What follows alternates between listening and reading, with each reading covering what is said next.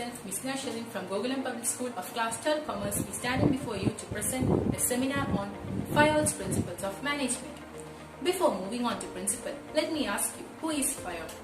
Henry Fayol was a French industrialist who was born in 1841. He joined a French mining company during 19 years old and became to the position of its managing director. He developed the functions of management through planning, organizing, staffing, directing and controlling. And finally, he developed the concept of administration through 14 principles of management. Out of these 14 principles, let's discuss 7 principles of management. That is, division of work, authority and responsibility, discipline, unity of command, unity of direction, Espirit decops, and finally, remuneration of employees. Now, let's begin with division of work. What do you mean by division of work? Or what is called division? Division means dividing. That is, dividing the work into many small units or parts depending upon the specialization, qualification and experience of that person. Let's take an example of a furniture manufacturing company. Here, one person is asked to cut woods while the other to give them, the other to polish and the other to give the finishing touch to that furniture. So this is called division of work. Now, let's move on to second principle, that is authority and responsibility. Here, authority means right to give orders or power to take decision, and responsibility means obligation to complete the assigned job. So, here both authority and responsibility should have a balance. Let's make it simple with an example. If a manager is giving authority to his staff to take care of the company, then it's the responsibility of the staff to take care of the company as manager said. So that's it with authority and responsibility. Now let's move on to third principle, that is discipline. What is discipline? Discipline means obedience and respect to others. It is an essential process of every organization. It includes systematic working by giving respect to others and obeying the rules and regulations. Let's take an example. In a company, employees must honor their commitment towards working effectively and efficiently. On the other hand, management must meet their commitment by giving promotions and increments. So now, next principle is unity of command. According to this principle, there should be only one boss for every individual. That is, employees must get orders from one superior. If he is getting orders from more than one, he gets confused.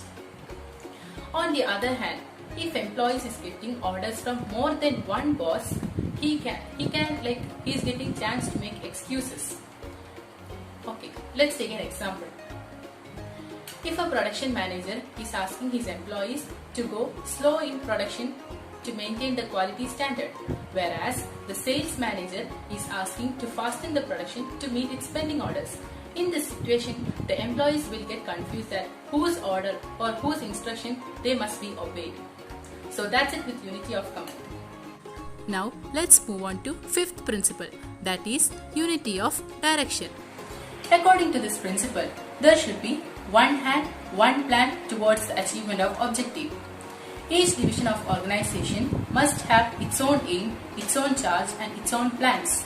Let's take an example.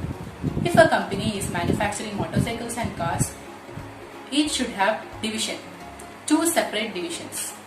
So, each division should have its own plans and its own aims and also its own in charge. So that's it with unity of command. And now the next principle is Espirit decops. With the name Espirit decops, we get confused, right? But the meaning is very simple.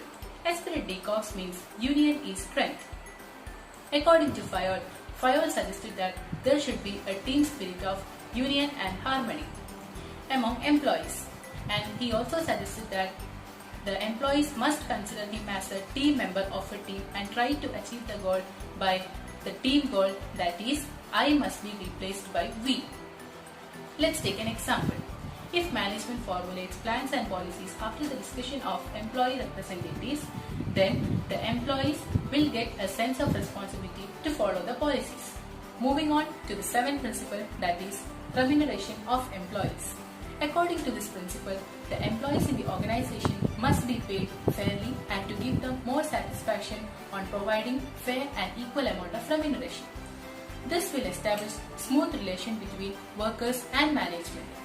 For example, in a particular year, the firm has earned and the firm will be given extra incentive to his employer and some part of profit must be given as bonus.